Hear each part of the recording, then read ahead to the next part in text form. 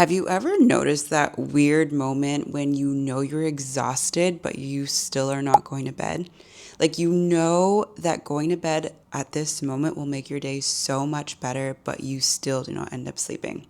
Well, that is what I've been experiencing lately, and I started asking questions. I've been thinking a lot about that lately because your girl, I'm an early morning person. I love being up at 5:30. I love a nice cup of tea. I love my morning routines because they help me stay grounded and kind of start the day slow. But I also find myself not sleeping on time lately. And I've noticed if I'm not in bed between 9 and 11 p.m., I get this second wind and it's like I get this new burst of energy and I'm not able to sleep. I just want to do more and more and more. Why do I do this to myself? Because it's not even like I'm doing something important. It's not like I had a deadline. It's usually the nights where I've gotten home from work late or I had a workout. I've eaten food, I've cleaned up, I've finished all my work for the day, and I sit down and I still find myself scrolling on social media, or I end up picking up a coloring book randomly, or I end up doing anything, starting that stretch routine that I haven't done in 2 weeks, but I decide now at like 10:45, this is the best time to do this. Go figure. These questions have led me to ask myself, okay, why are you not showing up for yourself in this way? Is there more to it? And these are the questions I'm exploring today. I'm exploring the second wind effect. I'm exploring the need to actually maybe decompress after work. And the last thing I want to talk about is sometimes getting to sleep can be really uncomfortable because it requires stillness. And when you've got a lot on your mind or a lot going on, it can be really hard to find that level of stillness that you require to actually enter into that sleep state. So stick around. If any of this interests you, let's talk about it. All right, so the first question I had is, why does my body suddenly feel energized after 11 p.m.? And I started digging because I know my body naturally feels sleepy around 8:30 to 9:30, but who wants to be in bed by 8:30, especially when you have been at work all day and you just want to come home and do other things. But the more research I did, the more I realized is that for a lot of us, that is when our body naturally wants to sleep, number one. And number two, the reason we get that kick of energy, aside from bringing in all the hormones and the scientific talk, is that our body works in cycles. And basically, if we're overriding that cycle, our body's like, okay, like I guess we're staying up. I'm going to give you a little boost of energy because we don't need to sleep at this time, or we have to be up at this time. And that is like the crux of it. Second question I actually asked myself is like, what am I getting from staying awake? Like, I know in the morning, if I go to bed now, I know in the morning I will feel better. So what am I gaining from staying awake? And if I'm really honest with myself, I was gaining that opportunity to decompress, especially when I was working at the bedside as a nurse, or sometimes when I'm working with students in the clinical and they were like 12-hour shifts. Being in a hospital with all the sounds, the lights, the alarms, being of service and answering questions and helping people all day. Sometimes when I got home, I just needed to be on my own, in my own energy, and do something for myself that allowed me that space to decompress, not be overstimulated, and allow myself to just be. And I genuinely feel that a lot of people feel this way. And I've spoken to a lot of men and women who especially are in areas of service, and they often have similar sentiments. And it gave me a little bit more compassion for myself, because maybe it's not me not having the discipline to go to bed on time.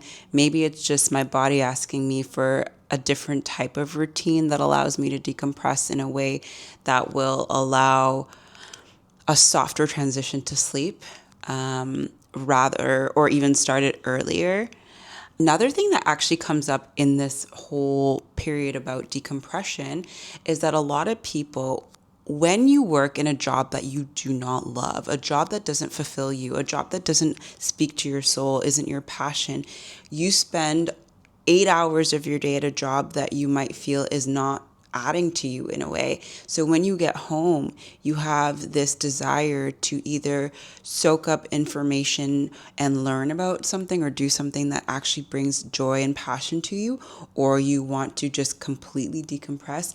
And that is one of the biggest things I saw working with people, is that they would fill their time, their evening time at night, with so much because they feel like they gave so much of their energy, time to their corporate or to their day job, that when they got home, they felt they had such a short and limited time to actually completely just like be mindless and do nothing or add to their passion. So it really brings this new layer of things like, how are you spending your time at work? And if you're spending 8 hours at a job that doesn't fulfill you, doesn't add to you, and you are coming home exhausted, overwhelmed, and needing this extra processing time, is it time to start looking for a new option or planning to create a new option?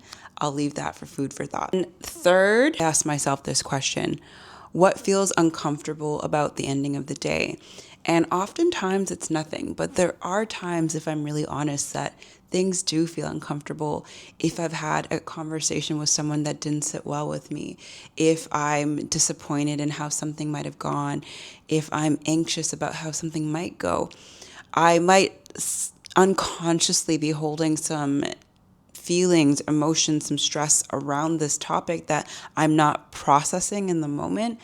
And sometimes the thought of actually implementing my routine and going to bed and laying down and not being able to sleep, I know that my mind might race, or I might be thinking or overthinking, and that in itself might cause me to not want to go to bed. So this is why I did implement journaling at night, especially for the nights that I have those moments. Sometimes I journal in the night, sometimes I do my facial release, anything to bring me back to my body or to release whatever's in my mind. And I think it's really important to notice and mention this, because stillness can feel really, really uncomfortable. If you are not used to sitting with big emotions or feelings or sensations, being in that situation is extremely uncomfortable.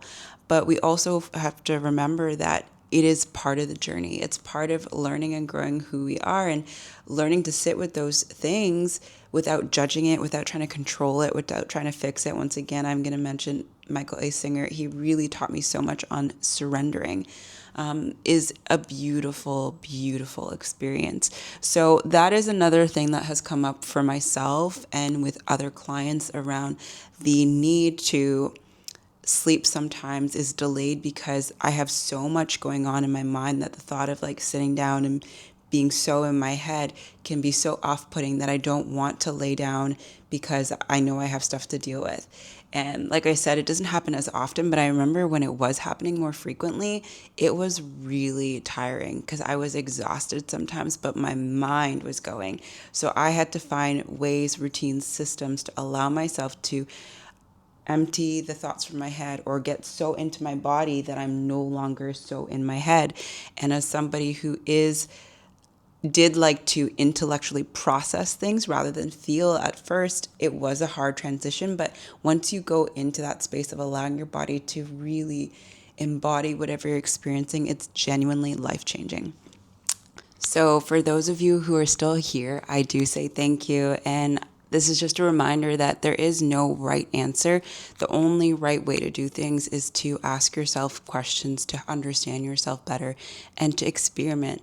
So one of the questions that I would love all of you to sit with, and I have to look at my computer, what am I actually needing before I can fully rest? A lot of us are overstimulated. We are emotionally full. We are moving from places where we're just playing ping pong rather than having moments of real, genuine rest and connection, and having the opportunity to understand what you might need to feel more full and rested so you can actually sleep better is going to be a game changer. I hope this video was helpful, and this is day 5 of me showing up on the interweb on YouTube. So thank you. I would love to hear your answers to the questions. I would love to hear your comments, your experiences. I do look at the comments. I'm just growing. Like I said, this is day 5, but I genuinely can't wait to see what unfolds by day 30, day 40, day 60. And I'm loving the experience. So thank you.